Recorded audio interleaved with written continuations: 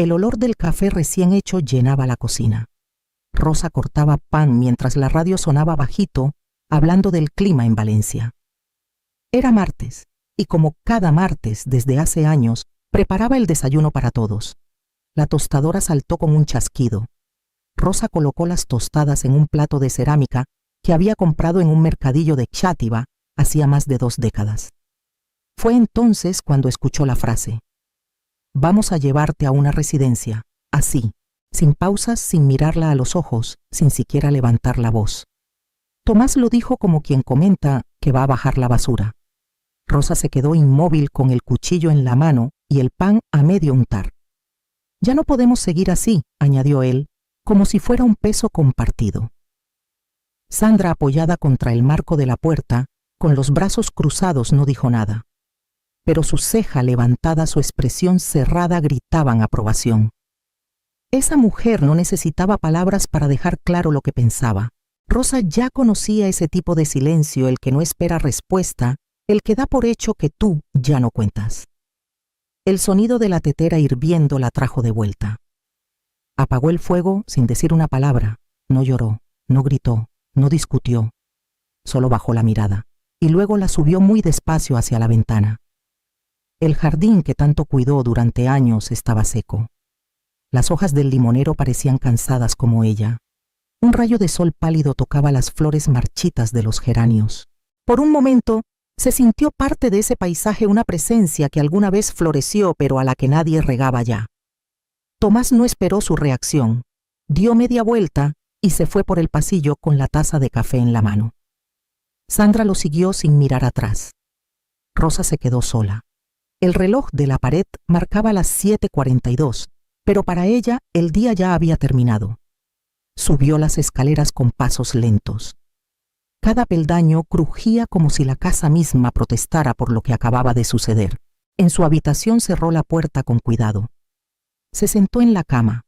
Por un momento no supo qué hacer con las manos. Luego abrió el cajón de la mesita de noche.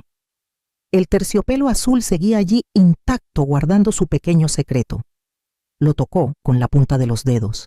Aún lo sentía frío, pero no ajeno. El colgante de amatista. Lo había guardado durante años. No valía nada para nadie más, pero para ella. Para ella era todo lo que aún no le habían quitado. Lo sacó del estuche y sin pensar demasiado se lo colocó. Era martes, pero algo en su pecho le dijo que ese día por fin algo iba a empezar. El espejo del tocador reflejaba un rostro que Rosa a veces no reconocía. Las arrugas en la frente, la curva vencida de los hombros, los ojos cansados. Pero había algo en su cuello que brillaba con una luz propia, una pequeña amatista engarzada en plata que capturaba la mañana como si aún tuviera algo que decir. No lo usaba desde hacía más de 40 años. Lo había recibido una tarde de lluvia, bajo un toldo de lona, en una callejuela del barrio del Carmen. Héctor lo sacó de su bolsillo envuelto en papel de seda y lo sostuvo como si temiera que ella dijera que no. «No es caro», murmuró, «pero pensé en ti cuando lo vi». Héctor. La memoria trajo su voz pausada, su risa tímida, los dedos manchados de tinta. Estudiaba derecho pero amaba la poesía. Se conocieron en un club de lectura. Él recitaba a cernuda con una ternura que a Rosa le caló más hondo que cualquier flor o palabra grandilocuente. Sus padres no lo aprobaron. «No tiene estabilidad», decía su madre. «No es para ti», insistía su padre. Y Rosa, como tantas veces en su vida, obedeció. Dejó de verlo. Bloqueó las cartas. Se casó con Julián, el hombre adecuado. Un buen proveedor. Un padre correcto. Un silencio sin versos. Volvió a guardar el colgante en su estuche. Hasta hoy. Ahora sentada frente al espejo, Rosa se preguntó en voz baja si Héctor aún viviría en Valencia. Si aún caminaría por las mismas calles, si aún se detendría frente a los escaparates de librerías de segunda mano. La casa estaba en silencio. Tomás y Sandra habían salido. Abajo la cafetera eléctrica se apagó sola con un clic suave. Rosa bajó lentamente las escaleras. Abrió la ventana del salón. El aire del marzo valenciano era fresco con olor a azahar. Se acercó al aparador donde guardaba algunas postales antiguas, recibos, llaves sin cerradura. Rebuscó sin saber qué buscaba. Tal vez una dirección, una pista, una excusa. No encontró nada, solo recuerdos. Volvió a la cocina. Se sirvió un café. Lo bebió con el colgante frío sobre la piel. Era pequeño, casi imperceptible, pero tenía un peso especial, como si cada vez que lo tocara algo dentro de ella, algo olvidado, silenciado, empezara a moverse. Por primera vez en mucho tiempo, Rosa no se sintió invisible.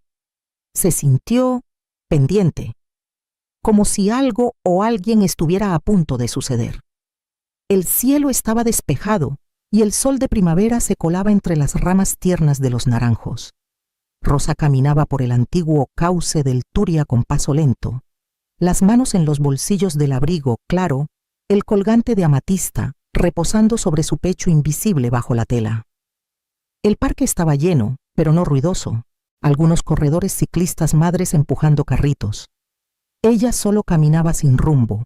Cada paso era una forma de calmar el corazón, de estirar los pensamientos, de sacudir el aire viciado que había quedado en la casa desde aquella frase cruel de su hijo. Se detuvo junto a un banco de madera frente a un estanque. Un grupo de niños tiraba migas a los patos. Rosa cerró los ojos. El sol le rozaba la frente. Rosa. Abrió los ojos. No lo soñó. Alguien había dicho su nombre. Se giró lentamente y lo vio. Héctor. El cabello ahora completamente gris, más delgado, el rostro con líneas profundas, pero los mismos ojos oscuros cálidos atentos. Llevaba un libro bajo el brazo y una bufanda color vino. Sabía que eras tú, dijo él, sonriendo con suavidad. No sabía si acercarme. Rosa se llevó una mano al colgante. No porque él lo viera, sino porque lo sintió latir contra su piel. Hola, Héctor, logró decir. Ambos se quedaron de pie durante unos segundos, como si el tiempo dudara si debía seguir avanzando o retroceder. ¿Te apetece caminar?, preguntó él. Ella asintió. Caminaron bordeando el río sin tocarse, sin necesidad de llenar los huecos con explicaciones. Él le habló de su jubilación, de una hermana que cuidaba de su rutina tranquila. Ella le habló poco. No sabía por dónde empezar. ¿Y tú?, preguntó él en un momento. ¿Cómo estás? Rosa dudó. No tenía una respuesta fácil. Estoy volviendo, dijo al fin. Héctor la miró con respeto, como quien no es jamás de lo que el otro puede dar. Al llegar a un pequeño puente de hierro, él se detuvo. Hay una cafetería nueva justo al otro lado. ¿Te apetecería? Ella dudó una fracción de segundo. Luego asintió. Se sentaron junto a la ventana. Él pidió té con limón, ella un café solo. Compartieron un trozo de tarta de manzana como si fuera un ritual. Las manos no se tocaron, pero las miradas sí. No hablaron del pasado, ni de por qué no fue. No hacía falta. Al despedirse, él sacó un papel. Anotó su número. Por si algún día te apetece repetirlo, dijo. Ella guardó el papel sin prometer nada. Volvió a casa antes del anochecer. Nadie preguntó dónde había estado. Pero Rosa llevaba algo distinto en la mirada. Un secreto nuevo, un recuerdo vivo, un latido que no dolía. Solo despertaba. Llamaron a la puerta a las 11 en punto. Rosa estaba barriendo el pasillo cuando escuchó los 3 golpes secos. Al abrir, se encontró con un hombre de traje gris, carpeta de cuero en mano y una sonrisa que parecía cortada con cuchillo. Señora Rosa Martín, dijo. Vengo de parte de su hijo. Es solo un trámite, nada grave. Ella no respondió. Solo ladeó la cabeza esperando la explicación. Un poder preventivo, continuó él.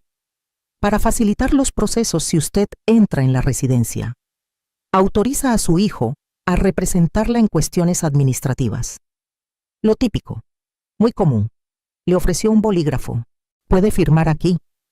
Rosa no movió un músculo. ¿Puedo leerlo con calma?, preguntó aún con la escoba en la mano. Claro, pero no hace falta. Son términos estándar. Mire, aquí está su nombre, su dirección.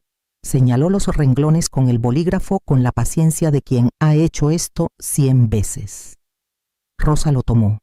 no el bolígrafo o el documento. Lo leyó de arriba a abajo.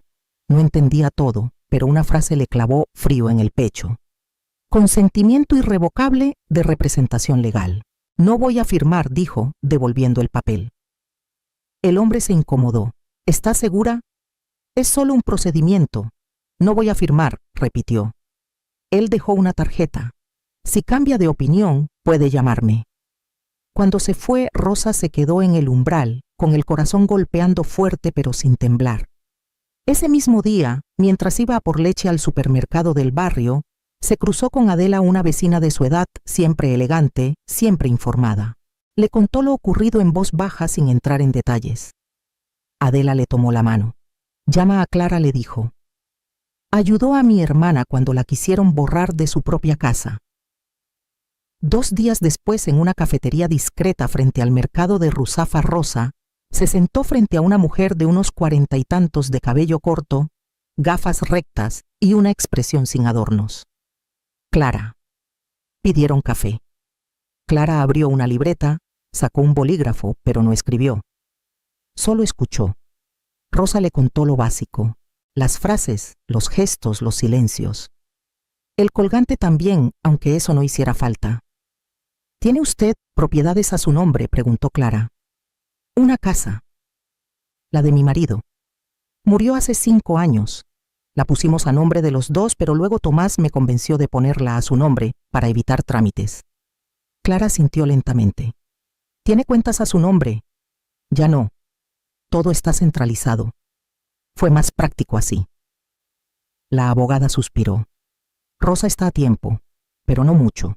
Si firma ese poder, pierde el poco control que le queda. Si no quiere ir a esa residencia, si quiere decidir sobre su vida, necesita dejarlo claro. Legalmente. Rosa miró su café. No temblaba. ¿Por dónde empiezo?, preguntó. Clara sonrió. Por no firmar nada. Y por empezar a escribir su historia, no la que ellos quieren, la suya. Rosa sintió que por primera vez alguien no la trataba como una anciana, sino como una mujer con una vida aún por defender. La casa estaba en una calle tranquila del barrio de Benimaclet, rodeada de árboles viejos y murales de colores. No tenía cartel de residencia, ni rejas, ni pasillos fríos. Desde fuera parecía una casa cualquiera, y tal vez por eso Rosa sintió algo que no esperaba alivio.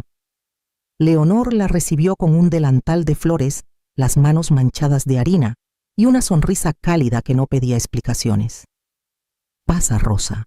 Aquí no pedimos razones para venir, solo ganas de estar. Entraron. En el comedor 3 mujeres pelaban naranjas entre risas. Una tarareaba una canción antigua. En el salón había libros, mantas tejidas, fotos en marcos de madera. Olor a café con canela. Ninguna televisión encendida. Leonor le mostró una habitación en la planta alta.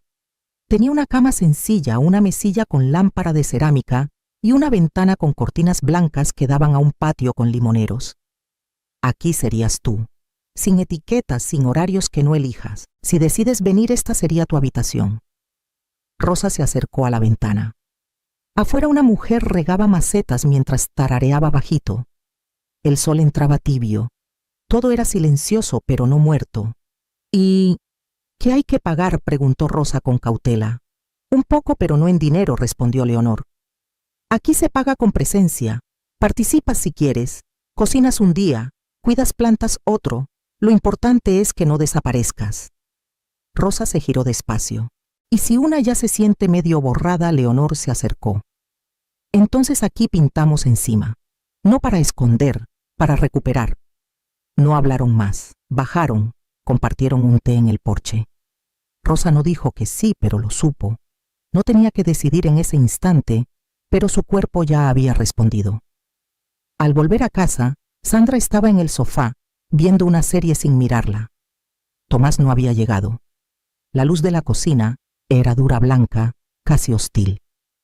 Rosa fue a su habitación, cerró la puerta, abrió el cajón, tocó el colgante. Aún era ella. Y por primera vez en semanas sonrió sola. No había rabia, no había prisa, solo una certeza silenciosa. No se iría con gritos, se iría en paz. Y no sería una huida, sería una elección.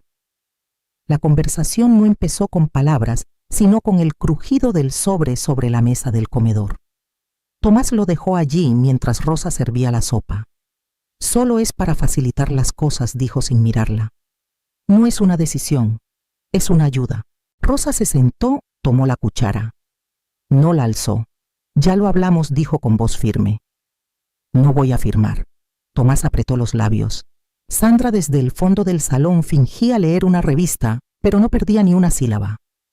Te estás dejando influenciar, murmuró él. Me estoy dejando escuchar, respondió ella. La cena fue en silencio. No hubo postre. Tampoco hubo despedidas.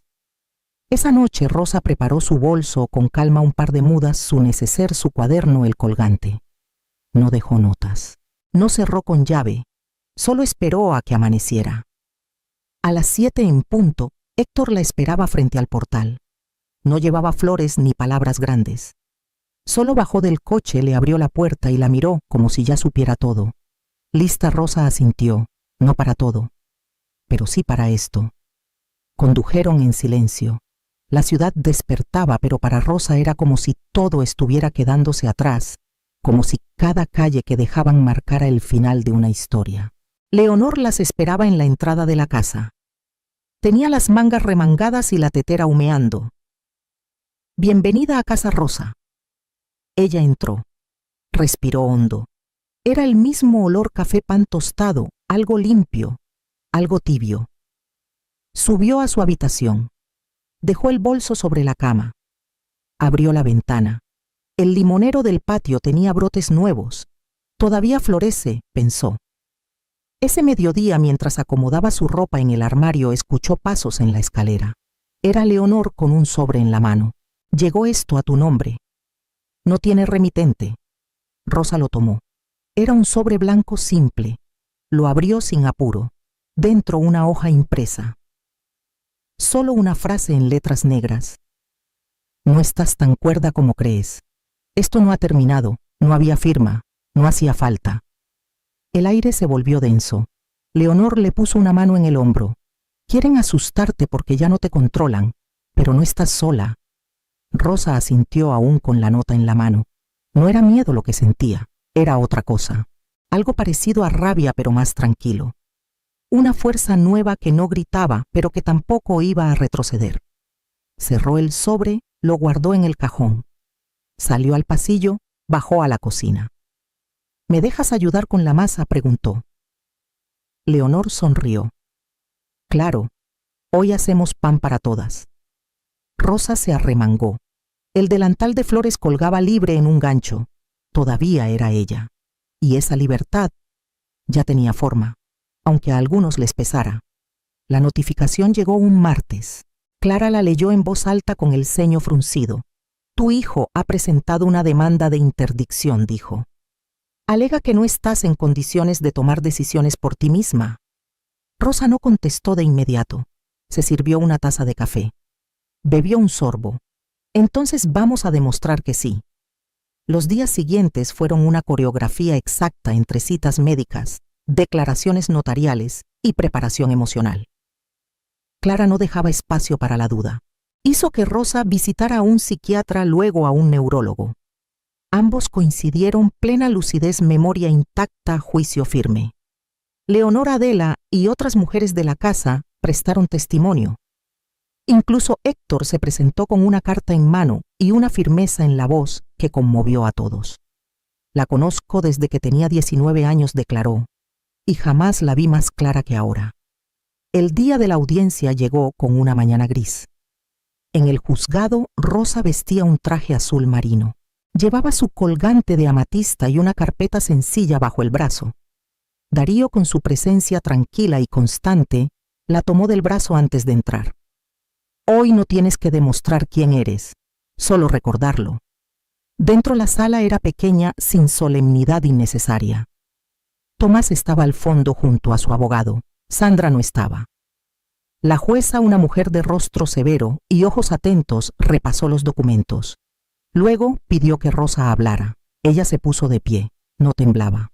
No soy una carga, empezó. Fui madre, esposa, maestra. Cociné, cuidé, curé, escuché. Di todo por mi hijo, incluso partes de mí que aún no había descubierto. Contó sobre los años en que dejó de elegir los días en que se cayó, para no incomodar las veces que se convenció de que no dolía tanto. Y un día me dijeron que ya no podía vivir en mi casa, que no era capaz, que lo lógico era encerrarme. Habló de su cuaderno, del colgante de las caminatas en el Turia, del momento en que decidió volver a ser suya. No lloró, no gritó, solo habló, con una voz firme, con una voz que no pedía permiso.